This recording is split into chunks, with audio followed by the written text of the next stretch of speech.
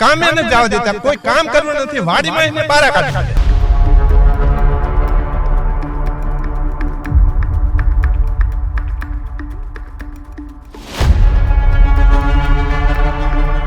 બે જાવ એટલે પાછો બે જવું પડે, ભાગી જવું પડે, વાડી મેકીને ભાગી જવું પડે.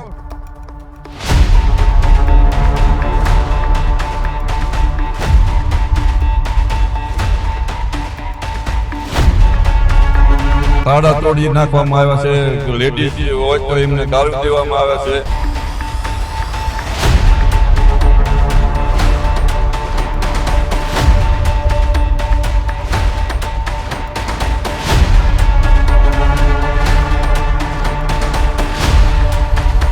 આટલી તાનાશાહી વચ્ચે જો આ બળજબરીથી કામ કરવામાં આવતું હોય બરોબર, એટલે સરકાર લગભગ એમના કીધામાં હોય તો જ આવી રીતના કામ થઈ શકે.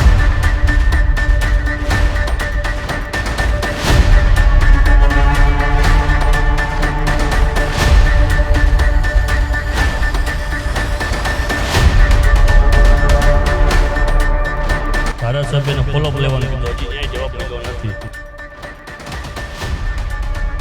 મહારાષ્ટ્રને રાજસ્થાન સરકાર કરી હતી, ગુજરાત સરકારે કરી હતી. ડીઝલ મળવાનું બંધ થઈ ગયું એવું કહે છે કે અત્યારે ડીઝલની અસર છે, તો ચૂંટણી પહેલા અસર નથી. સુરેન્દ્રનગર જિલ્લામાં જે ખાનગી કંપની દ્વારા છે તે લાઈન નાખવામાં આવી રહી છે અને તેના દ્વારા જે ખેડૂતોના પાકને છે તે નુકસાન થઈ રહ્યું છે. ખેડૂતોના ખેતરમાં જે છે પોલીસ દ્વારા અને કંપની દ્વારા છે તે દમન ગુજારવામાં આવી રહ્યું તેવું છે તે હાલ ખેડૂતો દ્વારા છે તે આક્ષેપ કરવામાં આવી રહ્યા છે. અને ક્યાંક ને ક્યાંક જે ખેડૂત નેતાઓ હતા તે હાલ આજે ચૂંટણી પત્યા બાદ છે તે નેતાઓ પણ ક્યાંય આ ગામમાં છે તે જોવા નથી મળ્યા. ત્યારે જે ખેડૂતો છે તે એકઠા થયા છે અને આજે છે તે આ કોંઢ ગામમાં છે તે ખેડૂતોનું છે તે સંમેલન થવાનું છે અને જે ખેડૂત નેતા પાલભાઈ આંબલિયા છે તેઓ અહીંયા પહોંચવાના છે. આપણે અહીંના ખેડૂતો છે તેમની સાથે વાતચીત કરીશું. કાકા, શું કહેશો, શું સમગ્ર ઘટના બની હતી અને 200 થી વધારે ખેડૂતોને છે તે પોલીસ દ્વારા અટકાયત કરવામાં આવી હતી, શું એવું છે તે પોલીસ અને લોકો ખેડૂત વચ્ચે છે ધકધક થઈ હતી? મારું નામ જયુરસિંહ ઝાલા છે, હું ખેડૂત છું અને પોઈન્ટ ગામમાં પાવર ગ્રીડ કંપની દ્વારા જે થાંભલા નાખવાનું કાર્ય ચાલુ કરવાનું 2 દિવસથી કરેલું છે, એ લોકો કોઈ જાતની પરમિશન લેતા નથી, વળતર આપતા નથી, ટીસી દેતા નથી અને પોલીસનું વધારેમાં વધારે પ્રોડક્શન કરી લઈ અને ખેડૂતોને ટોર્ચર કરે છે. 2 દિવસ પહેલા 200 પોલીસોનું 200 ખેડૂતોનું ડિટેન કરવામાં આવ્યા હતા. એ લોકો અને તાળા તોડી નાખવામાં આવ્યા છે, લેડીઝ હોય તો એમને ગાળો દેવામાં આવે છે અને જ્યાં મન ફાવે એમાં આખા ખેતરમાં પોતાના વાહનો દોડાવે છે, ખેડૂત અને પાકને નુકસાન કરે છે. કોઈ પણ જાતની આમાં કોઈ મદદ સરકાર કરતી નથી અને આ જે વીજ થાંભલા નીકળશે તેમાં વાયર નીકળે છે, તે નીચેથી શોર્ટ આવે છે, કોઈ ઝટકો મૂકી શકતા નથી, ટીસી ઉડાડી દે છે. આવા બધા ઘણા પ્રોબ્લેમ થાય છતાં ખેડૂતોને ઉપર દમન કરી અને એ લોકો ગમે એવી રીતે થાંભલા ઉભા કરવાના ત્યારે તો અમારા ગામમાં ખાડા ખોદે છે, ફાઉન્ડેશન ભરે છે, આવું બધું કાર્ય કરે છે. પોલીસના સાથે રાખી જોહુકમી કરે છે, આવી બધી કાર્ય કરે છે અને કોઈ પણ જાતનું વર્તન નક્કી નથી કરતા, કોઈ ટીસી આપતા નથી, ક્યાં કેટલું નુકસાન થાય છે એનું સર્વે નથી કરતા. મામલતદાર, ડેપ્યુટી કલેક્ટર આવી અને ખેડૂતનું અત્યારે ઊભા પાકમાં સર્વે કરતા નથી. માણસોની મગફળી અત્યારે ઉનાળુ મગફળી ઊભી હોય છે તો પણ એમાં ટ્રેક્ટર, જેસીબી આ લોકો નાખે છે અને નુકસાન કરે છે. આવી રીતે પોલીસ સાથે રાખી અને પાવર ગ્રીડના અધિકારીઓ કોઈ પણ જાતનું બેજવાબદારી વર્તન કરે છે, કોઈ પણ જાતની સૂચન કરતા નથી, કોઈ પણ જાતની સહાયની વાત કરતા નથી. આવી રીતે ખેડૂત ઉપર દમન ગુજારવામાં આવી રહ્યું છે. એક પણ રૂપિયાનું વળતર આપતા નથી અને એમની રીતે એ લોકો કાર્ય કરી રહ્યા છે. ચોક્કસથી ખેડૂતો હાલ જે છે તે આ સંમેલન થવાનું છે તે એકઠા થયા છે. આપણી સાથે યુવા વ્યક્તિ છે. આપણે ખાસ કરીને જે આ પાવર ગ્રીડ દ્વારા લાઈન નાખવામાં આવી છે અને દાદા દ્વારા કહેવામાં આવ્યું છે કે જમીનમાંથી પ્રસાર થશે, તો ખરેખર ખેડૂતને કેટલું જોખમી, કારણ કે દિવસે ડેઈલી માટે જે ખેડૂત છે તે કામ કરતો હોય છે ખેતરમાં, તેના બાળક પર ત્યાં રખડતા હોય છે. તો આવે જે હાઈ વોલ્ટેજ પાવરની જે લાઈનો છે એ જો ત્યાં રસ્તા ઉપર હોય અથવા ખેતરમાં હોય તો કેટલું જોખમી ખેડૂત માટે? જોખમની વાત કરી તો જો પહેલેથી ચાલુ કરી તો એમાં એટલો હાઈ વોલ્ટેજ પાવર ગ્રીડ પસાર થાય છે જેનાથી એનો શોર્ટ નીચે બીજી નીકળતી જે વાડીની લાઈનો હોય, જે ફીડરની લાઈનો હોય, એનામાં એટલો અર્થિંગ આવે છે કે કોઈ પણ નાનું મોટું મેન્ટેનન્સ માટે થાંભલે પણ નથી ચડી શકતા અને એનું મેન્ટેનન્સ પણ નથી કરી શકતા. વધતા બીજા નંબરમાં કે એનો શોર્ટ અર્થિંગ એટલો આવે છે કે ટ્રેક્ટરનો માલ જે ભરેલો હોય એ માનલી કપાસ છે, ભરોટિયું છે કે કડપ છે, એ બધી વસ્તુમાં પણ શોર્ટ સર્કિટ થવાના 100% ચાન્સ વધી જાય છે. જેનાથી કાલ સવારે કોઈ પણ જાનહાનિ થાય કે શોર્ટ લાગે કે છોકરા દાજે કે ખેડૂત દાજે તેનું વળતર કોણ ચૂકવશે અથવા એનો શું પ્રશ્ન સમાધાન શું છે એમની પાસે? અને ખાસ કરીને કહેવામાં આવે છે કે ખેડૂત દ્વારા જે વિડીયો વાયરલ થયા છે ને એમાં ખેડૂત છે ને પોલીસ વચ્ચે રકઝક થઈ હતી ને એમાં 200 ખેડૂતોને ડિટેન કરવામાં આવે છે. ખેડૂતની જ જમીનમાંથી ખેડૂતને ડિટેન કરવામાં આવે છે, એનું કારણ રકઝક કરે એટલી બાબતે સુધી આવા જ નથી. તો બીજું એમ જ કીધું સીધા નીકળી જાઓ, અમારે લાઈન નાખવાની છે, તમે નીકળી જાઓ, તમારી ભલે વાડી હોય. અમે કીધું પણ અમને અમારા એ ચર્ચા કરવા તો બેસો, શું વળતર ચૂકવો, વળતરનું શું છે, અમારી માલિકી છે, તમે એમાં અમને શું દેશો, એ 1 2 3 અને નીકળો બધા બહાર, સીધો ડિટેન કરી લીધા. એમાં બીજું કોઈ પૂછવાનું જ ન થયું કોઈને. અને પોલીસ જે છે તે કંપનીને સહયોગ આપી રહી છે તેવું પણ ખેડૂતો દ્વારા આક્ષેપ તો દેખીતી જ વાત છે ભાઈ. અત્યારે પ્રાઇવેટ કંપનીનું શાસન ચાલે છે, અત્યારે સરકારનું શાસન નથી, જગ જાહેર છે. આટલી તાનાશાહી વચ્ચે જો આ બળજબરીથી કામ કરવામાં આવતું હોય તો એ ચોખ્ખી જ વસ્તુ છે કે ભાઈ કોકનું પ્રેશર છે અથવા કોક પૂંજીપતિઓનું કહેવાના નિશાને આ બધું થઈ રહ્યું છે. સરકારનું નથી ચાલતું, કારણ કે સરકારને 2 3 વખત રજૂઆત કરી, કલેક્ટરને કરી, એથી વિશે અમે કોઈને ઓળખતા નથી કે અમે બીજા કોઈને કહી, કારણ કે અમે તો ખેડૂત છીએ. બરોબર, એટલે સરકાર લગભગ એમના કીધામાં હોય તો જ આવી રીતના કામ થઈ શકે. બાકી અમારી જમીન માલિકીમાં એ લોકો બળજબરી પૂર્વક કામ કરતા હોય તો એનું બીજું અમે શું અર્થ ની કાઢી, એ તમે સમજી શકો છો અને જનતા જાણે છે. ચોક્કસથી આપણે જે આ વિસ્તારમાં દાદા કહેવાય કે જે આપણે નેતાઓ છે તે ચૂંટીને મોકલા હોય છે, આપણે કાંઈ પણ મુશ્કેલી ઉત્પન્ન થતી હોય છે ત્યારે આપણે આપણા જે વિસ્તારના નેતાઓ જે છે તે કામ આવતા હોય છે, નેતાઓ પાસે આપણે જતા હોય છે. તો ચૂંટાયેલા નેતાઓ તમારી પાસે આવ્યા અથવા તો આ રજૂઆત કરવા તમે ગયેલા નેતાઓ પાસે? રજૂઆત બધાને કરેલી છે. ગાંધીનગર સીએમ સાહેબ પાસે ગયા હતા, એમને કલેક્ટર સાહેબને ફોન કરવાનું કીધું, હજી કોઈ ત્યાંથી અમને જવાબ આપ્યો નથી. ધારાસભ્યને ફોલોઅપ લેવાનું કીધું, હજી ન્યાય જવાબ મળ્યો નથી.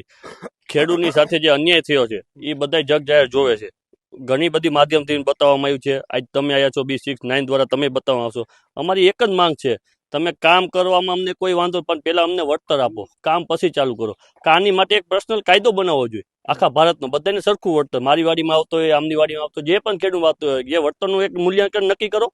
અથવા વીજ થાંભલો તમારે નાખવા છે તો મહારાષ્ટ્ર રાજસ્થાનમાં અંડરગ્રાઉન્ડ લાઈન નાખી જ છે, તો એ કરો પ્રોજેક્ટ. એ સરકાર ન્યાય ભાજપની જ છે સરકાર, ગુજરાતમાં ભાજપ સરકાર, એ કરી શકે આયોજન એમને કરવું હોય તો. એમની પાસે ટેકનોલોજી છે, માધ્યમ છે, બધું છે, કેમ નથી કરતા ગુજરાતમાં?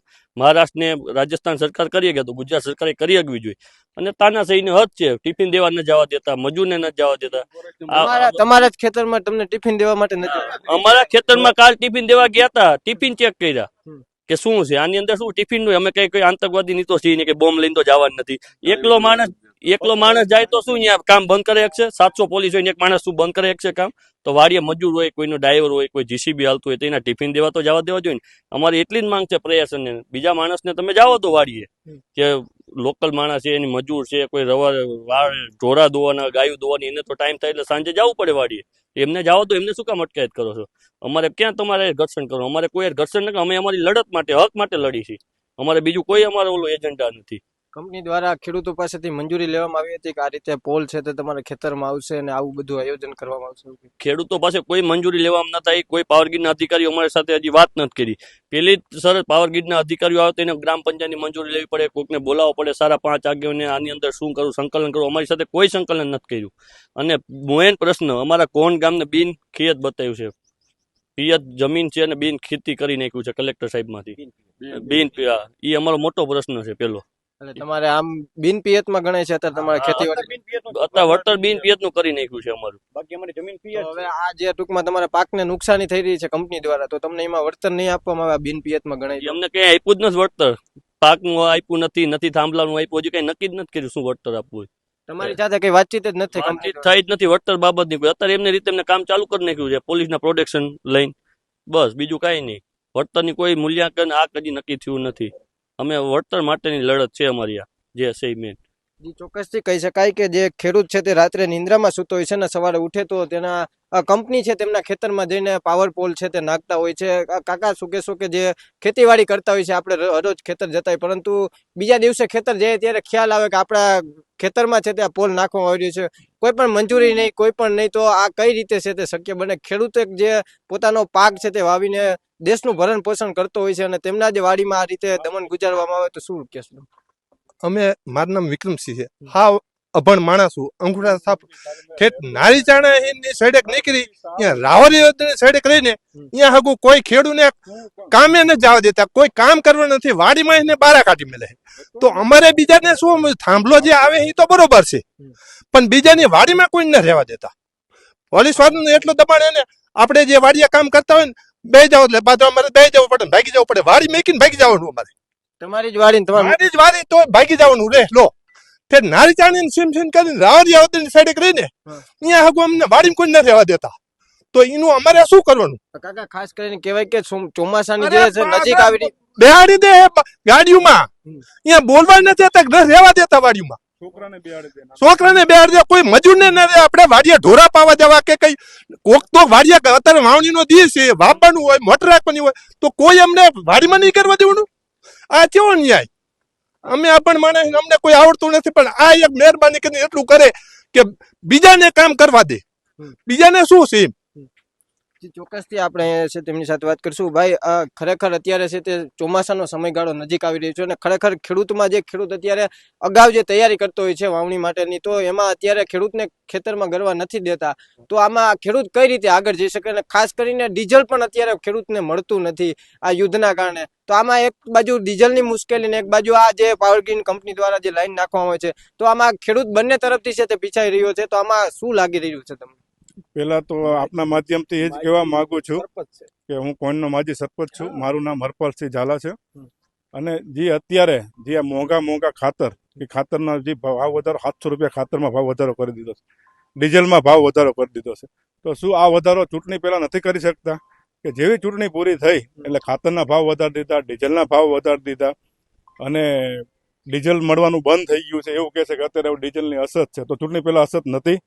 એટલે અત્યારે ખેડૂત બધો બહુ પીસાઈ રહ્યો છે અને પોતાની માલિકીની વાડીમાં એમને જે મોંઘા ભાવના અત્યારે બિયારણ વાવ્યા છે, વાવીને મૂક્યું છે અને પિયત આપ્યું છે, તો એમાંય આ મોટા મોટા સાધનો જીસીબી છે, એમના હિટાચી છે અને એમનો કાફલો એમાં કંઈ જોતા જ નથી.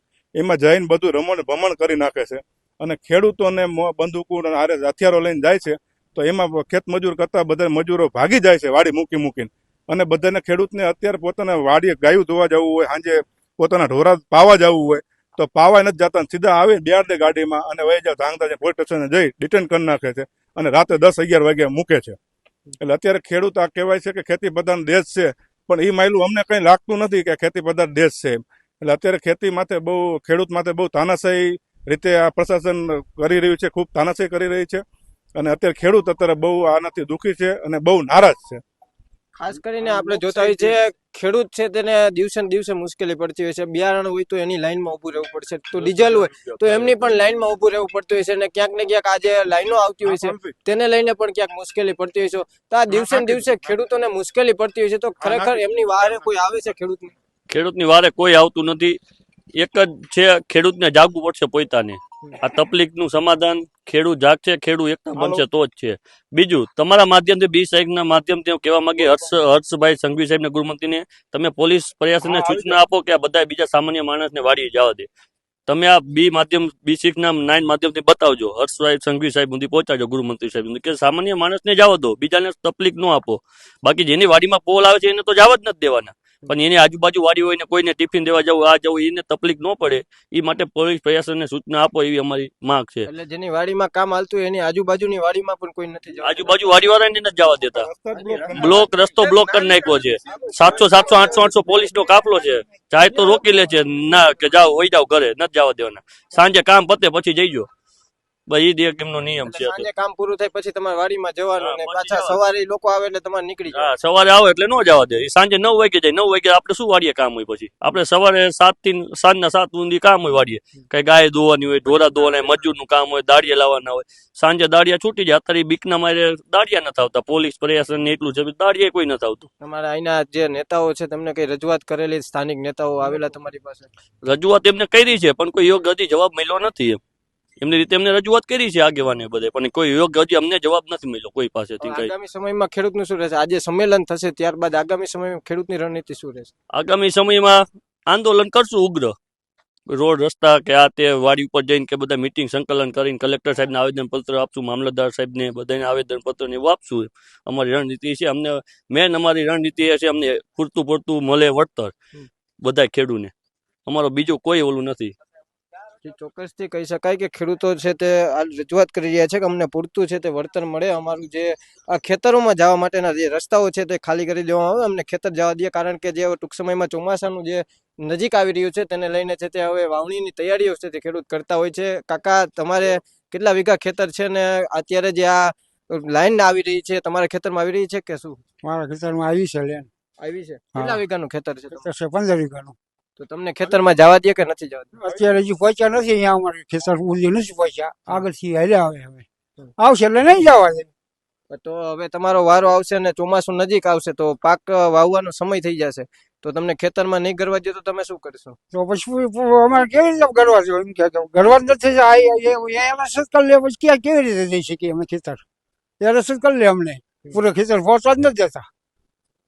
કાકા શું કહેશો? આ ખાતરની લાઈનમાં ઊભું રહેવું પડતું હોય છે, ડીઝલની લાઈનમાં ઊભું રહેવું પડતું હોય છે. ઠેઠ સુધી અત્યાર સુધીમાં ભાજપ આવીને ત્યાંથી અમે લેનમાં જ ઉભા છીએ.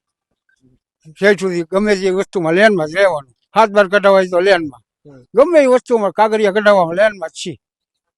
કેમ ખેડૂતને જ લાઈનમાં ઊભું રહેવું પડે? હા, ખેડૂતનું કંઈક હલકું વિશે ત્યારે લેનમાં રહેવું પડતું છે ને.